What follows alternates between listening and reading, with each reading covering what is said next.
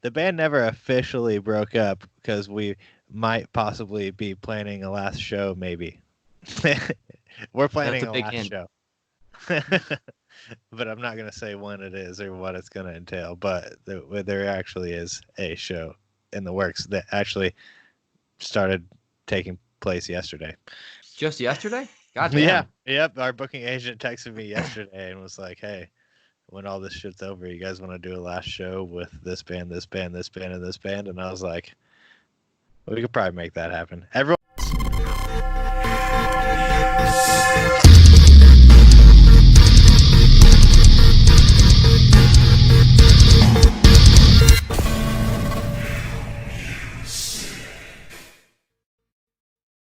Welcome to the New Music Podcast. We've got your two regular jackoffs from upstate New York. My name is Patrick. And I am Kyle. Let's fucking get it. We've got another great interviewee. Please introduce yourself, my friend. What's up? My name is Chris, and I play drums in a band called Bodysnatcher. And I have to say, that newest album is a fucking banger. I fucking love it. Thank you so much. I was gonna say at the bottom. Yeah, we put a lot of time into that record. I could fucking tell, dude. Like, it's fucking fantastic. Thank you. I don't think I can pick like a song that. Well, I could probably pick a couple of them, but I probably think like the first three songs really fucking hit hard, and I was like, oh, okay, I love this shit. Yeah, we just wanted to like, I don't know, I feel like all the deathcore bands that are out right now, everyone got soft. Not like I'm saying like they started playing soft music. It was like I'm fairly old. I'm 32, and I played drums in a band called King Conquer. Yeah. And we were planning on getting into that. Okay. But basically back then shows were very violent. You know what I mean? The deathcore bands were kids that were in the hardcore scene that transitioned into being in the metal scene because they figured out a way to make that scene sound heavier, you know. And then now a bunch of the deathcore bands that are out kind of got away from that vibe, and the shows aren't as violent or scary anymore, and we wanted to like bring that OG version of deathcore back, you know. Me and Pat were talking before the show and before you came on. We were like, so, because I had to re-listen to the album again. Mm-hmm. So I re-listened to it and I was like, so is this deathened hardcore? Deathened hardcore? I mean, yeah, it's basically just, I would just say that we're an aggressive band, you know. And that, that's all I want it to be. I want, like, if you're seeing it live and it doesn't make you want to do something extremely irresponsible, then it's not gonna be on the album. Then you're at the wrong show. Yeah. You're at the wrong show. That is absolutely fucking right.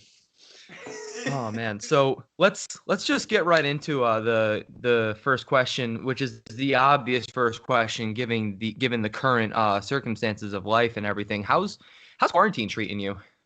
Not too much different than a normal day. I record bands and I mix bands, so I'm in this room every day from 9 to 5 anyways. I set boundaries for myself, so I make sure I only work from 9 a.m. to 5 p.m. So but, like you don't actually have a 9 to 5, but you do at the same time. Yeah, exactly. Right. So life hasn't been too much different besides, you know, not seeing my homies and stuff. But exactly. Other than that, it's kind of, you know, it is what it is. Just me and my girlfriend in the house, and yeah, that's it. Trying to figure out ways to pass the time. Right. Dude, Corona. Dude, he's got it. He's got the Rona. He got Always it. Nice knowing you guys. Hold on, Pat. Your favorite thing. FBI, open up! Oh, fuck. No, honestly, Yeah. I've been telling everybody that like I was practicing social distancing long before this whole coronavirus shit happened. So like, Yeah, it except for really like, hasn't. go ahead, go ahead. It really hasn't impacted my life too much. Yeah, me. Yeah. The only thing with me is like, I really like grocery shopping, and now I'm all sketched out. Now I'm all sketched out to hit the grocery store. Like I work at Walmart, so. And you're still Yeah, working we've- right now? Oh We've yeah, got absolutely. our essential jobs. Like, Yeah. you know, I work at Starbucks. He works at Walmart. So we're both literally out there every day and could be Yeah. a carrier at any moment. And you See, guys like, are in New York, and it's fucking bad up there, huh? It's real bad. Like they had they actually sent 86 like fucking tractor trailers, 18-wheelers. The trailers are cooled. Yeah. So they sent 86 trailers to New York City to put bodies in because the morgue is so fucking full. How That's fucking insane. brutal is that? Dude, that's insane. like the other day we talked about on our I don't think it was the last episode. It might have been the last episode, but it might have been 2 episodes ago. They're basically taking forklifts and literally putting bodies in trailers because it's just so fucked. Nuts. It's crazy. And they got also like, you think about 1,000 bodies. Like 1,000 bodies is not it's not nowhere near how many people have actually died. But think about 1,000 bodies. Think about 100 bodies. You know what I mean? Like that's a lot of bodies. It's crazy. And we are also there's also people in the in New York trying to, because our governor, if you don't know who it is, it's Governor Cuomo. He wants the people from New York City to come up here for. They are actually sending yeah. a lot of people are. from New York City to Albany Med, and I serve coffee to a lot of those people, and I get a mixed bag of reactions. Either it was a good day, or it's fucking hell. Why aren't you wearing gloves, kid? You know. Yeah, that's nuts. It really is. It's crazy because I meant to talk about this on the newest episode, if we're going to record another episode tonight on this recording. There was this woman that came up to me the other day, and I was just like, I was on my knees, like stocking the bottom shelf and shit, and she like, this older lady came up to me and she was like, "Hey, do you mind doing me a favor?" I was like, "Yeah, absolutely." And she was like, "Do you mind praying for me?" I was like, I just stopped exactly what I was doing and I just kind of looked at her and I was like, what do you say in that situation? Especially to like an old lady. I looked at her and I was like, I'm gonna be as calm as I can. I pretty much looked at her and I said, "Look, hon, I don't believe in any sort of higher power. I understand that this pandemic and stuff like that, but I'm not going to do that for you. I'll grab something for you. I'll do anything but that." I'm sorry. I'm not. Yep, dude. Yeah, I don't know. I don't know what to tell people like that. Yeah, it's also scary, like when people come up to you and they're like you're a war veteran and you're in fucking Walmart and they're like, "Oh, thank you. I appreciate your service." Yeah, thank you for your service. Exactly, bro. Stocking these shelves for us. And it's fucking wild right now. Yeah. Like honestly, like I'm scared to take my son out grocery shopping because he's at that 2, almost 3 age, and he wants to fucking lick everything. Yeah. He wants to put his tongue and slide it across anything. I kid you not. He did this in a mirror in Target like a week ago. God. And I'm just glad he's good. Like we don't take him out when we don't have to now. That's it. You're not going anywhere. You're staying right here. There's a trampoline in the backyard now. He has no excuse to want to go out anymore. Yeah. Oh man. So getting away from coronavirus, because it seems like honestly you can't go anywhere without, hearing about it anyways. Yeah. I feel like a lot of people want to have some sort of a safe haven where they don't have to hear about it 24/7. But let me ask you, what is your like origin story, so to speak, or how did you come to be a part of Bodysnatcher? Basically, I worked on the original release of Death of Me, before, like that album was done probably a year before they got signed to Stay Sick. So they came, they paid to record the whole album and themselves. And while they're recording, I had not toured for like 3 years or so. I was just doing the studio thing. I wasn't in a band anymore. I was just like trying to make money because, you know, in the 2010 days when I was in King Conquer, there was no money to be made, you know.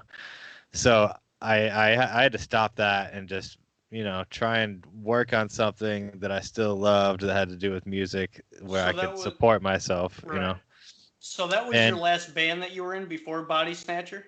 Yeah, I started King Conquer and Oh, okay, got you. Yeah, that was my band. And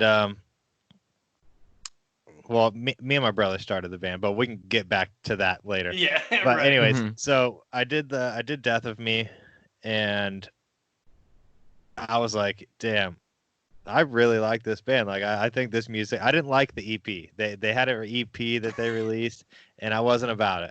It was just like it was too down tempo. Like I like Black Tongue and stuff like that, but they're like the only band in that genre where I'm like, yo, this rips, you know. Yeah. But so they came and they Bodysnatcher recorded Death of Me, and there was a lot of songs on that record where I was like, yo, this is sick. Like this is like really aggressive, violent sounding music, and I'm like, I'm about it.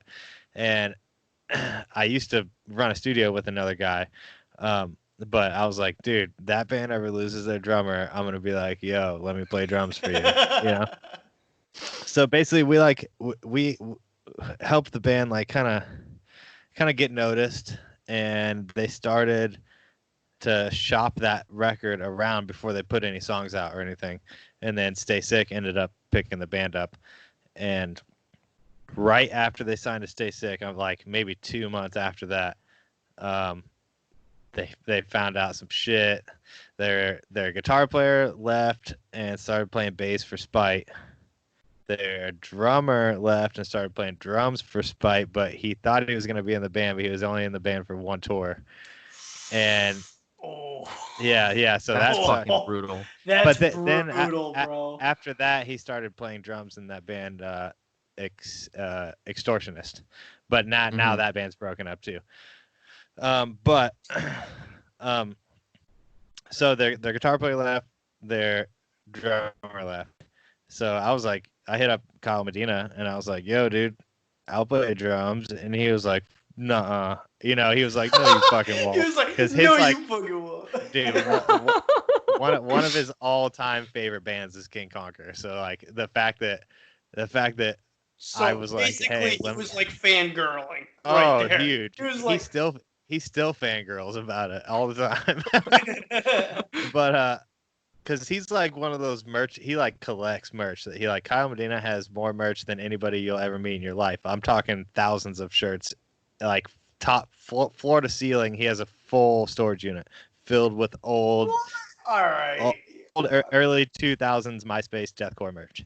How isn't this already a Metal Sucks article? What the fuck? But anyways, so yeah, I was like, yeah, I'll play drums. And he was like, are you fucking serious? And I was like, yeah, fuck it. Like, I'll do it. I was like, I know I run the studio, but like, I'll do what tours I can. And, you know, if I can't do a tour, like, I know a lot of drummers. I'll be able to find somebody to fill in for me. Right. And he's like, oh, excuse me. And he's like, all right, cool. So their one guitar player that they had left, this kid, Frankie, him and Kyle Medina came down to the studio. We recorded one song together. It was like the first song that I did drums on and like helped them kind of write it and stuff. And then, you know, they were like, oh, we need a bass player. And I don't know if you remember the band Float Face Down from Jersey. I personally don't, but Pat does, definitely. Their singer, Ron, passed away a couple years ago. And they did a reunion show for him. And King Conquer had toured with Float Face Down a lot. And they did like a memorial show, and Kyle Medina was doing vocals for a couple songs. And when he was up there doing vocals, he met their bass player, Kyle Shope, who is now our bass player. But Kyle Shope, you know, he was like, dude, I haven't like I miss touring because he stopped touring for like 5 years as well. He's like, I miss touring, I miss being in a band, blah, blah, blah. And Kyle Medina was like, yo, if I hear of anything, I'll let you know. And then 2 weeks later was when all that shit happened and everybody left. So Kyle Shope joined the band playing bass, and it was super awesome for me because I had already toured with him a whole bunch and I already knew what kind of person he was and I loved him, you know. And yeah, and then we kind of went from there. And for like, we did one tour that was me, Frankie on guitar, Kyle Shope playing bass, and Kyle Medina. And I did 2 weeks of that tour, and then I had to fly home because I had a band booked to record, and I flew a kid out to Chicago to meet up with the band, and that kid, that's actually the drummer from that band Two Piece I was just showing you, actually. Yeah. Oh my god. So I flew him out, and he played drums for the rest of that tour. That tour was like Signs of the Swarm, Us, and Ingested. And that's a fucking show I'd like to see. Holy fuck. Yeah. Right. That was in what's that, 2020 right now. So that was 2018. All right, so yeah, right, actually almost exactly today is our 2 years being in the band, me and Kyle Shope. But so right after that tour, Frankie was like, guys, I don't think I want to tour in a band anymore. And we're like, Frankie, what? You know? and but we were already about to start trying a kid out to play second guitar. And that kid just so happened his name was Kyle as well. And he's Kyle Carter. He used to play in this band called Beacons from Florida. And they're super sick deathcore band, like 2011, 12. They're heavy as hell. And my era. Yeah. So basically I was like, yo, Carter, Frankie's quitting the band. And so I know you haven't played a show with us yet, but I think if you're down for it, we want you to be like the full-time guitar player. And he was like, all right, sick. And at first I didn't know if he was going to stick or not. Like I've known him as a friend for a long time. I was in a band with him called Dealy Plaza with him for a little bit. And so a lot of people can't handle touring extensively. You know, like they think they can. They're so hyped about it, and then you're gone for 6 weeks, and they're like, "Holy shit, this is insane," and it sucks. You know, life on the road is tough for some people. Yeah, especially when you're on the road, and then you're home for 2 weeks, and then you're back on the road, and then you're home for a week. Yeah, that reminds me of our old job, Pat, when we fucking worked for Regis, bro. Honestly, working for RGIS was like the pre-tour like warm up, because we would go and we'd inventory for 3 days out of the week. We'd be gone 4 days a week, and we'd be home for 3 days. Yeah. So, but he did the first tour with us, and we had a fill-in guitar player. So we had 2 guitar players because we had one kid filling in for us before Carter actually joined, because Carter he had a regular job and it was too short notice. He couldn't get off of his job to do a tour. So there's a band called Deadland from Florida. So we had their guitar player Tyler do 2 tours with us. One he did by himself, and the other one was him and Carter, our guitar player now. And basically me and Carter started writing songs because we wanted to get like this new version of the band out there as fast as possible. And me and Carter we did the re-release of Death to Me that had the 5 new songs on it, and me and him wrote those 5 songs in 4 days, and we wrote, recorded, and had the mixes back to the label within 5 days. See, that's inspiration. That's the power of inspiration right there. Yeah. When you've got it, fucking don't leave your house. Just write fucking music. Yeah. And then I remixed Death of Me, and then like we did like the re-release of it, or the deluxe version or whatever. That's fucking sick, dude. Yeah, and now ever since we done the tour, like the tours with just me, me and the three Kyles. Yeah, like the band has not been in an argument. Not, like everything's been so good. Every tour has been so good, and yeah, the band's just a tight band now, filled with people that have been playing for years. So it's awesome. So I can't be the only one who's made the joke, but you guys are now Kyle Snatcher. Yeah. We're actually gonna make a shirt that has me holding all three of them in a bag behind me. Yes, dude. I will buy that shirt right now, and Facts. I will give it to Kyle. we make some birthday. silly merch. That's right. That's a plug for anybody listening who wants Bodysnatcher merch. Man. So what was the situation with you leaving King Conquer exactly? Because I'm not exactly familiar with that. So King Conquer was a blessing and a curse. I started playing drums in a band that became King Conquer in high school. Me and my brother started a band, and we played shows every weekend in high school. Like I started playing shows like freshman year or something like that. And then that band ended up turning into King Conquer. I was still a senior in high school, and we started touring when I was in high school, and I ended up quitting school. So I graduated 2006. So keep that in mind how long ago that was. I started playing shows in 2002. So Goddamn. yeah, it sucked. I mean, it sucks right now. It was awesome back then.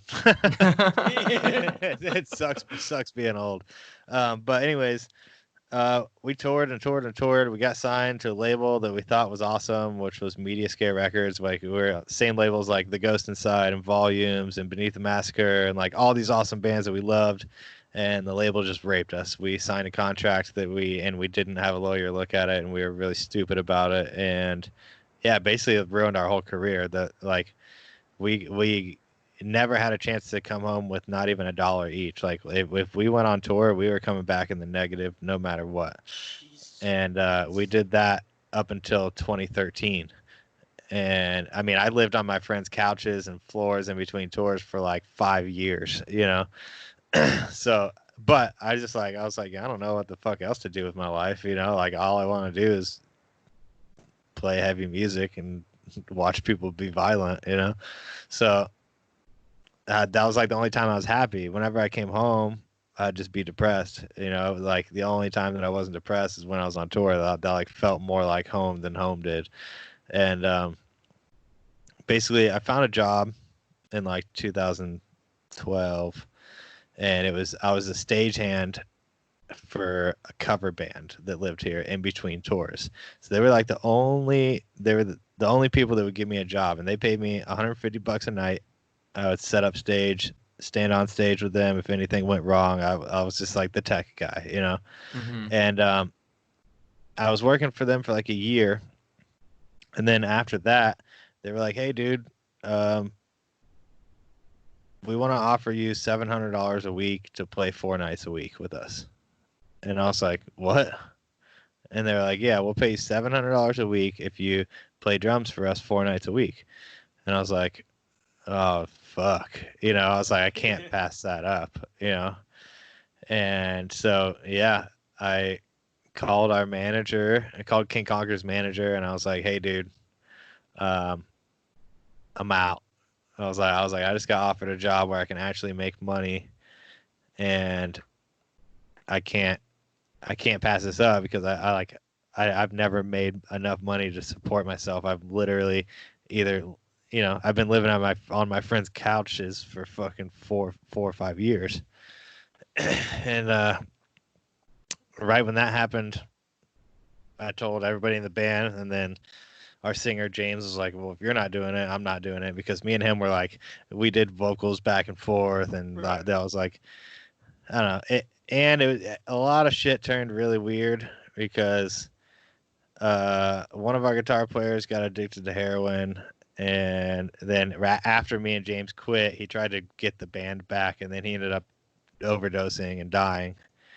And after that happened, we didn't do anything until 2015, and in 2015 I was still playing drums in that cover band. I did that for like 2 or 3 years, and 2015, King Conquer's booking agent was like, "Hey, you guys want to do a tour?" And we're like, I mean, we haven't even played together or been in the same room together in 2 years, you know? Yeah. And he's like, whatever. And I was like, all right, fuck it. Yeah, we'll do a tour. So I lucked out because with the cover band, there was August and September. We didn't play shows. August, September in the cover band, we had paid vacation, $700 a week for 2 months to do nothing. What cover songs were you guys playing in that band? We did stuff like Linkin Park, like I don't know, your typical Florida bar stuff, but a little bit younger of a crowd, I guess. Okay. We did like Linkin Park, Slipknot, Breaking Benjamin, Newfound Glory, Paramore. Like it was fun, it was cool stuff, but it's just like it eats away at your soul when you're used to playing original music, you know. And you're playing the same songs over and over again in front of the same people every single night. And somehow these drunk people are excited for it every night. I don't fucking get it. That's honestly what's been going on with the whole resurgence of emo night. Like, oh, yeah. I went, and don't get me wrong, like, I had a good time. Like, there was an emo karaoke night. I got up on stage. I had a good time. Like, I wouldn't take that back for the world, but it's the same idea. Yeah, I definitely get that. Yep. Did you ever get annoyed and just start doing random fills? Oh, yeah, all the time. You're a drummer, of course you did. Yeah. But yeah, we ended up doing a tour 2015, and yeah, that's the last that we ever did. So like the band never officially broke up because we might possibly be planning a last show, maybe. Ooh. We're planning a last show.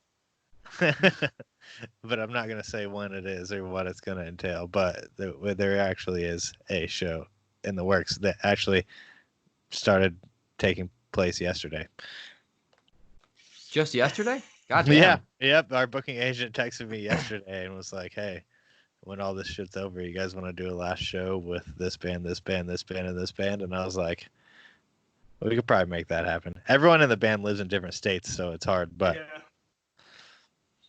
well, also, people are really excited about live music right now because there's been such a lack thereof. Yeah, but man, when we get back, it's going to be oversaturated as hell. Yeah. Yeah. Yeah. So,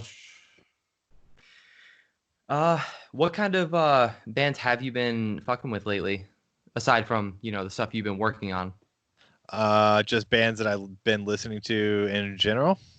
Yeah. Strangled. That's the only band that matters. Strangled. That's a great answer. Strangled is the only band in heavy music that gets it. They're the only band. You know what I mean? Like in my opinion, I mean, some people agree or disagree. Doesn't matter. In my head, if you're gonna play heavy music, it should be violent. Mm-hmm. And you should expect violence at your shows. So if you don't want to expect violence at your shows, don't play heavy music. Being a pop punk band, being a like I don't know, basically don't play anything at all that sounds aggressive that might make somebody want to do something violent. Don't do it. Strangled is the epitome of a violent band. There is no band out that is doing anything better than them, in my opinion. So would you say you strive to sound, or at least... I worked on their record, but when I heard it, all right, so we were on tour with Chelsea Grin. We had an off day, and on that off day, we played a show in Oklahoma City. And one of my friends, his new band was playing. He was already in this like slam band that's sick as fuck called the Aberrant Construct, and they're heavy as shit. But he was like, "Yo, my new band Strangled's playing, opening the show for you guys." He's like, "It's our second show," and I was like, "Sick!" Like hyped, you know. Let's get it. They started playing, and I was like, "Oh no!" I was like, "I do not want to play now." Like this band is too good. too violent, too aggressive. Like everything about the band, like their singer's 6'6" and the scariest person you ever seen in your life. Oh, and just like, yes. and Give like it to me, Daddy. they're not young. You know what I mean? Like they're all like older dudes, and they're very intimidating. And that is like that in my mind. That's what you have to be if you're gonna be a band like that. And there is no band that I think is meaner than them. The only band that has made me feel that way recently was that band we listened to, Waste. Oh yeah, you remember that? Oh, I actually, I don't know if I can say anything, but yeah, I'm in contact with those guys right now, actually. Like we even said when we reviewed that song, what was it, PE? I can't remember. PS. PS. That's the song. Yeah, I just found that band 2 days ago. It was like 2 weeks ago or something. We did our review on that, and honestly, we said like we're afraid to talk about these guys because these guys scare the shit out of us. They're fucking nasty. Oh yeah, Oh my god. That band's really good. They're like a newer version of Traders, pretty much. And I worked on all the Traders records, so I actually hit up that band Waste the other day and like asking to work with them. But that band Strangled. That show, I liked them so much that I went up to them and I said, "Do you have a CD out?" And they were like, "Well, it's recorded, but not mixed yet." And I was like, "I will mix your album for free because I think you guys are the best band that I've seen live in 10 years." So then I ended up mixing their album for free because I thought they were the shit. I can only imagine them shitting their pants when they heard that from you. Oh yeah, no, it was awesome. And now we're all like best friends. That the headliner tour that we just did, Strangled was on 5 days of that. I told our manager, I was like, I don't give a shit what you have to do. I don't care that this band has never toured before. I don't care that they've been a band for 5 months. That band's on part of our tour. I don't give a fuck. Oh my god, and, that's fucking awesome. They did all the Texas days and the Oklahoma day, and in 2 cars because they don't have a van or anything yet, but they did it in two cars, and they crushed it. They sold every piece of merch that they had. They literally had 0 merch after the last show. They killed it. Yeah, that's what's up, dude. That's fucking what's up. Yep, man. That's a Strangled flag right there, actually. Well, your background's blurred, so nobody can see it. Oh shit! How do I unblur it? Hit 3 dots. First, you've got to yell at it. There it is. Oh, there it is. And that Slaughter to Prevail flag is pretty sick too. Yep. I got a bunch of. I got more, but. All over. Yeah. God damn. I love that. We were having a bad day, and I was like, "We can't play after these guys. We can't. We gotta go home. We gotta go home. We gotta go home." So heavy. Pack it up, guys. We can't beat this. We just can't. Yeah. So basically, that's the band to beat right now. If somebody's got a band that's more violent than Strangled, I mean, I'll judge you really hard because they're probably not. You're not wrong. To be honest, like we talk about so much music on this show that like a lot of it we don't expect to be that fucking violent or that hardcore in that sense. But when it happens, the look that we give each other, it looks like we both came at the same time. Yeah. It's a feeling that cannot be beat, dude. So is it because you guys all kind of come to your studio to work on music? Is that kind of how it works now? The writing process is a little different. Like, yeah, when we record a record, the whole band comes here, but writing process is basically I write songs. I play guitar too, but I write songs. Kyle Carter writes songs because he can record at his house as well. He has a little recording setup there. So me and him basically will send projects back and forth and kind of reworking each other's parts and stuff like that until we come to an agreement that like, yo, this song is sick. And then he'll come over here and we kind of like demo everything out more professionally. So we go through like 3 recording stages. So we record ourselves writing, and then we kind of demo the entire song out together at my house. And then once we have the demos completely done, we'll go back and re-record everything, like final takes, you know, and drums and stuff like that. So it sounds like it's kind of like a collaboration between the two of you guys, and then it kind of trickles down to see what everybody else wants to do. Yeah, exactly. I mean, basically, whatever me and Kyle Carter want in a song is what happens. And actually, Kyle Carter wrote 90% of the lyrics on This Heavy Void as well. That album was kind of like for him. He's went through a lot of stuff in his life that he's never been able to talk about, and it was all stuff that's really depressing stuff to talk about, because like a lot of it was just stuff, him losing his mom when he was 12 to cancer, and he had like never gotten that out before, so we just kind of let him do what he wanted with lyrics, you know. I mean, honestly, that makes a record right there. Just like heavy shit. Just like heavy, like we all wrote shit. songs, heavy on the heart kind of shit. Yeah, exactly. We all wrote lyrics. Like I wrote one song of lyrics. Kyle Medina wrote 2 songs of lyrics. Kyle Shope wrote 1 song of lyrics, and then Kyle Carter wrote the rest of the songs and lyrics. But I just told like, I don't know, we wanted every song to be a real experience. We didn't want anything to be faked. You know, we didn't want. I don't know. We didn't want to talk about anything that we didn't actually go through in our life. You know, because if you talk about things you actually went through in your life, 9 times out of 10, there's a whole bunch of other people that had to go through that same exact thing. Right. Not only that, but I feel like it kind of conveys the emotion behind it better when it's something that you literally went through. Yeah. Especially as a vocalist. Yeah. So honestly, like the emotional toll that this album has, like that as you listen all the way through it, I wasn't expecting that at all, not from a band this fucking heavy.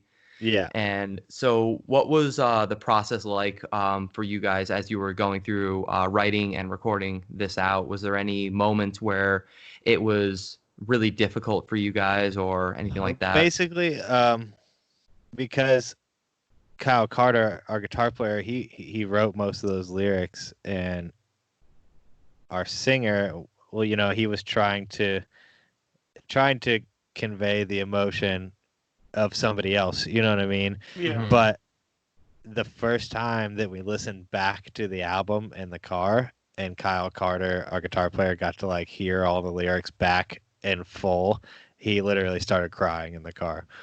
Holy shit. Yeah, that's because there's songs like the one song, the 1217 song at the end. Kyle Carter actually does some vocals at the end of that song, and fuck, what are those lyrics? Hold on a second. It's so hard to think of a specific point in a song when you're not there. You know what I mean? If it came up, hold on one second. Now I have to find it. All right, so he says the part that he says. So this song is about his mom dying of cancer, basically, and it's about the thoughts that are going through his head, and he's like him trying to forget that day in the hospital. You know what I mean? So at the end of that song, 1217, 1217 was her birthday, by the way. She died on the 23rd of December when he was 12. Anyways, this was about a day in the hospital with her, and the vocal part that he does says, "This still creeps into my mind. How the fuck could I forget when you asked me, can I die yet?" And yo, that just gave me the biggest goosebumps down my fucking back. Yeah, and that's the go listen to that song again later. Actually, you know what? Hold on one second. I don't think it's gonna work. Hold on, let me try again. No, it's not gonna work. It's not gonna play sound from YouTube as well. Rip. Oh, that sucks. Hold up, I got you. It's 218. Starting around 218, yeah. It's weird looking at 217 when the song is 1217. But anyway, yeah. I got it.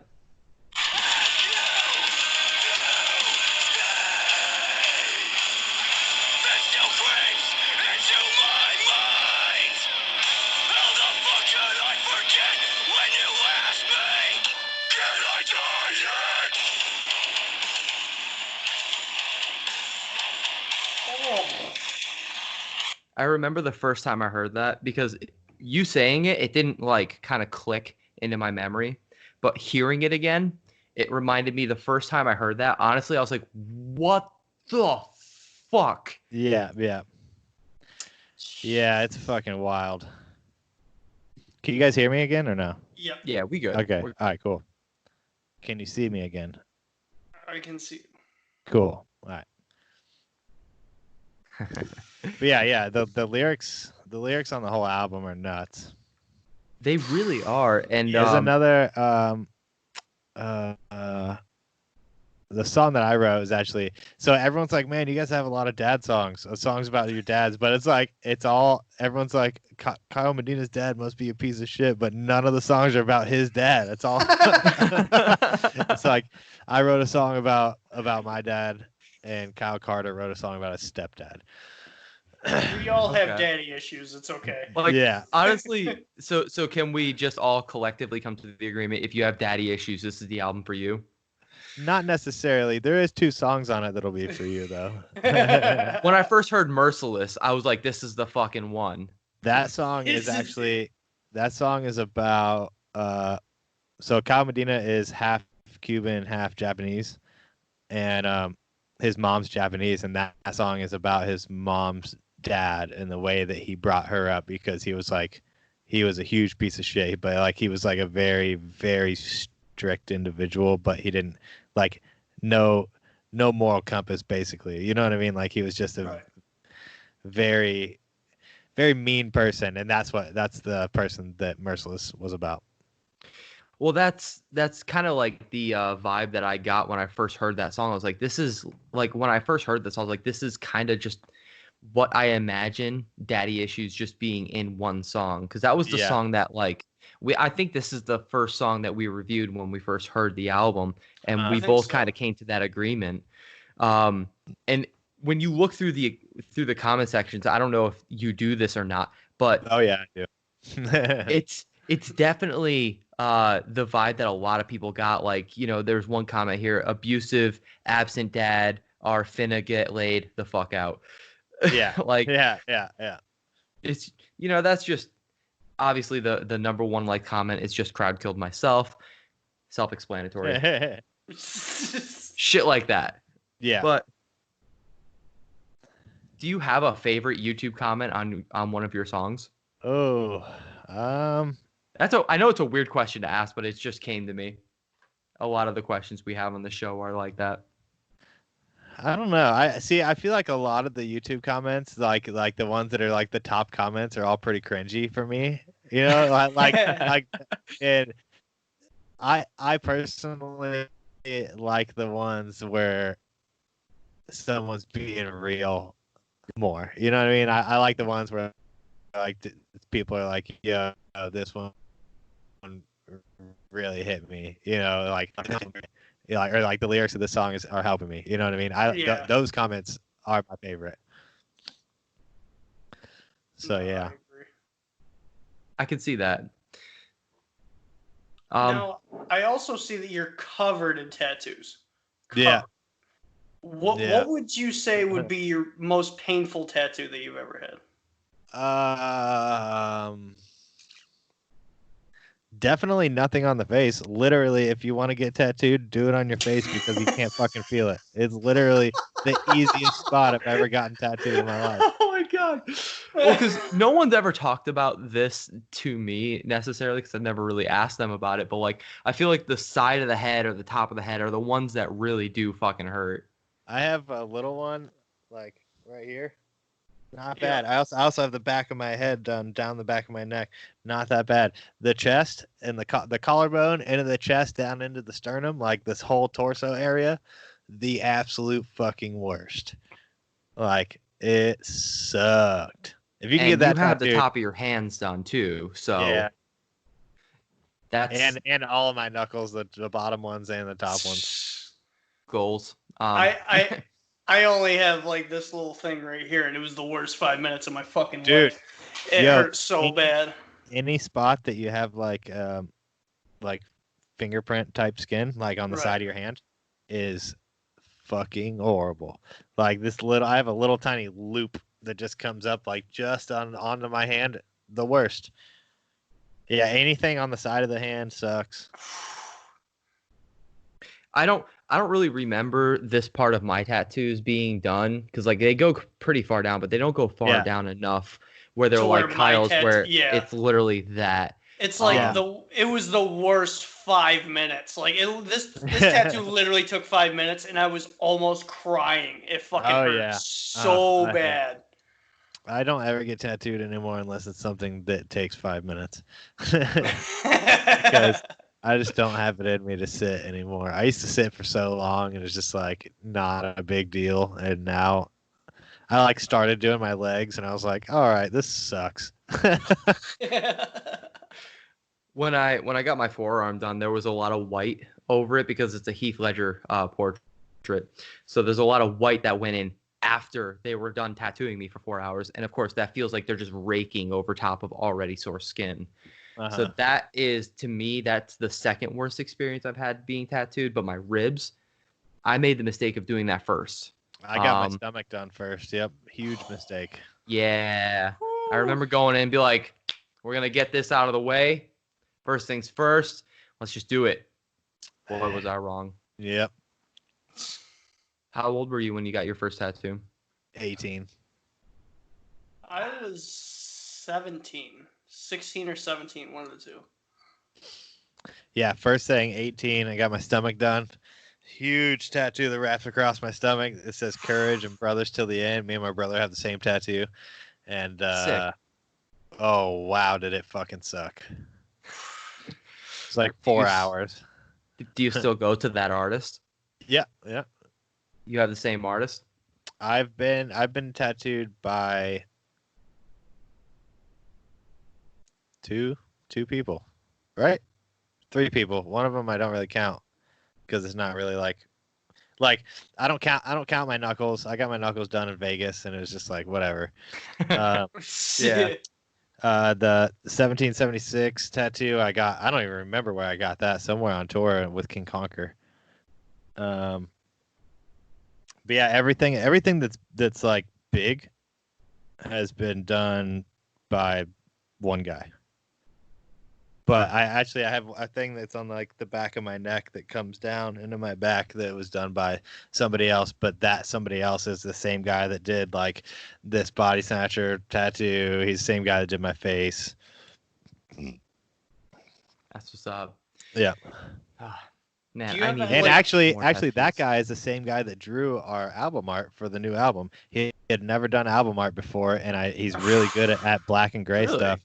And I was like, hey, man, we really want a hand-painted album art, but I don't want to go to the same 5 guys that every single band have been going to the past 5 years. I want somebody that's never done album art before. And we gave him an idea, and then he gave it back to us, and like he had the rain going up and stuff, and I was like, yo, this is so sick. So yeah, one of my tattoo artists actually did our album art. That's what's up. That's actually pretty badass. Do you have like any more tattoo ideas that you're gonna go and do, or no? Not really. I don't think. I don't know. Yeah, not really. I mean, I would like to like get my back completely done, but I'm also like old and don't care anymore.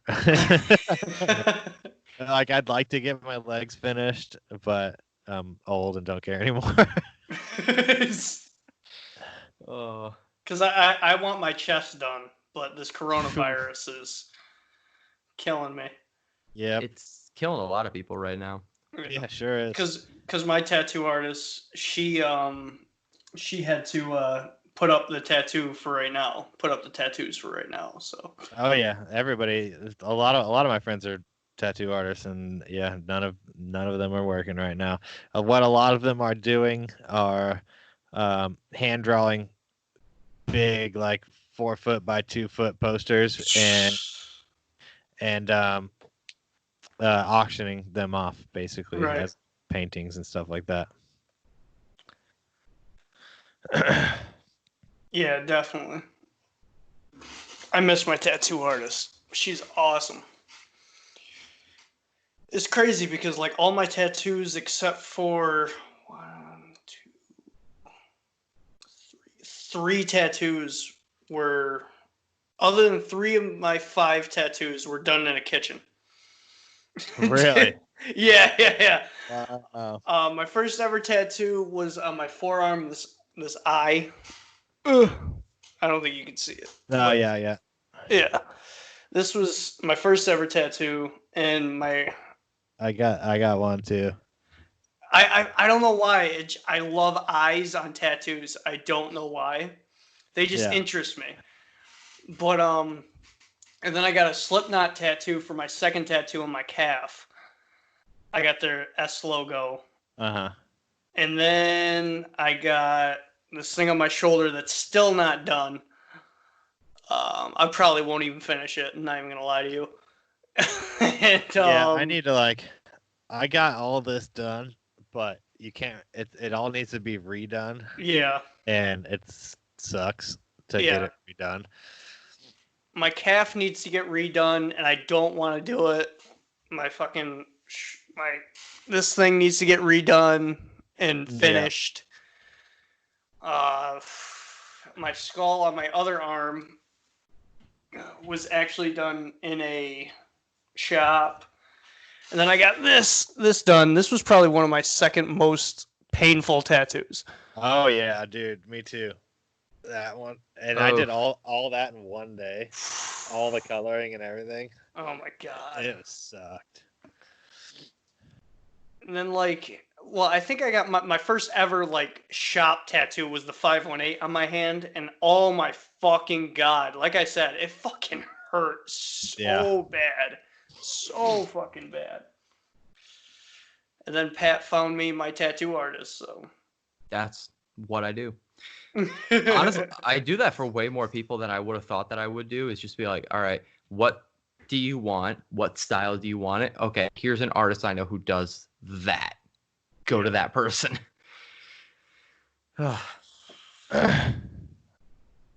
So you did say you had a studio and you're doing other people's other bands and stuff like that. Yeah. I've worked on the last 3 Traders albums. I did the newest Annotations of an Autopsy album. I did all the Bodysnatcher stuff. The newest single that Falsifier put out, I did that. Dealy Plaza, pretty much everything Dealy Plaza's done. That Nail Wound band, Entombed in the Abyss. Honestly, basically Nail the band Wound was one of my favorite releases last year. Yeah. I don't know what it was about it. Yeah, no, it's a really good album. It's good. That kid was 18 when he wrote that. These fucking kids these days. Oh my god! You know that kid literally came to the studio by himself, recorded everything. Shut the fuck up. The singer of that band. The singer of that band he also plays guitar in Dealy Plaza, and he plays guitar in this band called The Witching Hour. Jesus fucking Christ, dude. I gotta give respect to the kids that are 18 and 19 and doing this shit now, because the possibilities that they have for networking are unbelievable compared to let's just say 2010 when I was getting into music, or 2002 when you started. It's unbelievable. Dude, the internet is a crazy thing. If you want to learn, you can. You know what I mean? Basically, there's no reason for anyone in this world to be stupid, because all information is so accessible. If you want to know how to do something, you can teach yourself how to do it. You don't have to go to any school anymore. You know what I mean? YouTube is the best free tool in the world. Exactly. I literally taught myself how to record bands. I locked myself in a room for a year, and I fucking literally learned everything that I possibly fucking could about recording bands, and within 2 years I had made it my full-time job. You know what I mean? So there's no excuse for people not to learn the things they want to learn. I've always said time. There's that one. Yeah. I was gonna say the only limitation most people have is their motivation, and a lot of times their motivation is to be either catching up on whatever's cool on Netflix right now, or so on and so forth. And so here we are. Now, yeah. Now, what was your absolute favorite thing to record? Like favorite band, no matter what. What was your favorite band that you helped record and produced?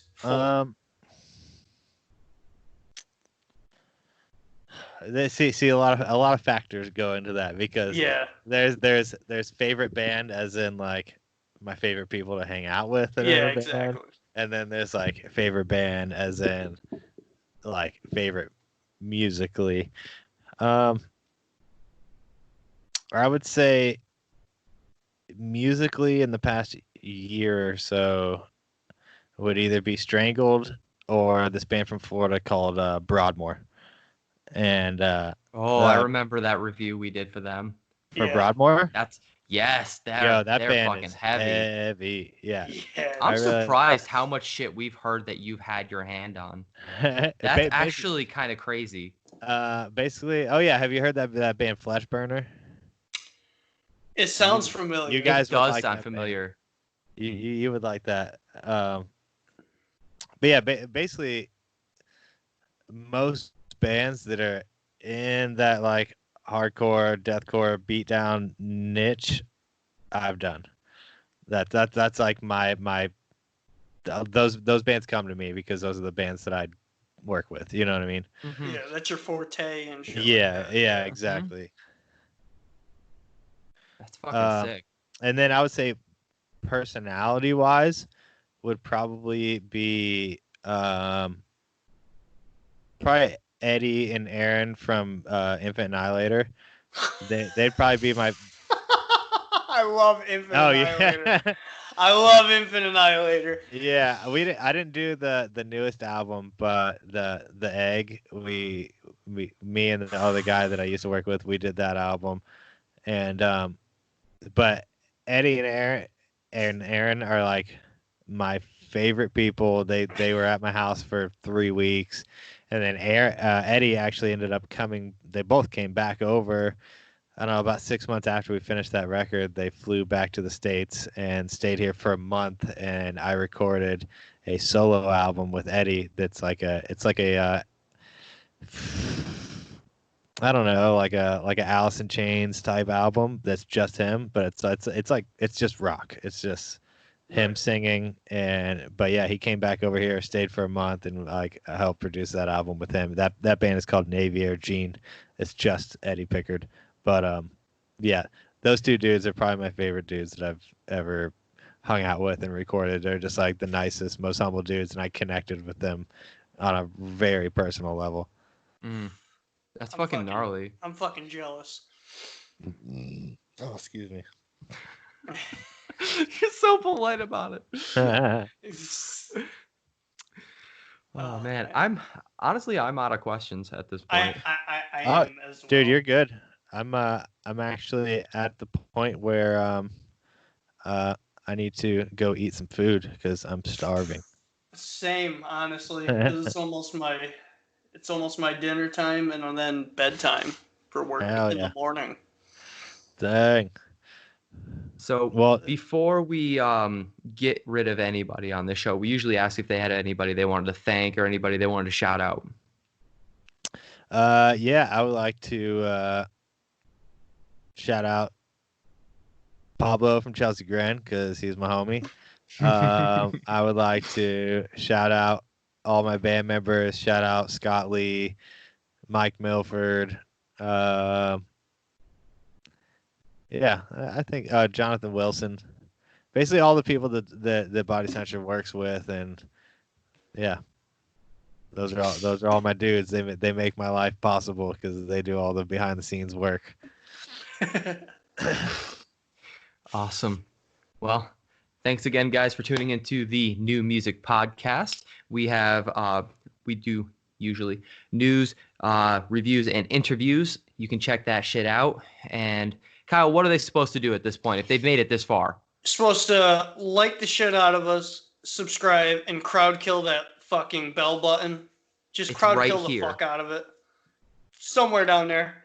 Right down here somewhere, whichever one of us winds up being on that corner.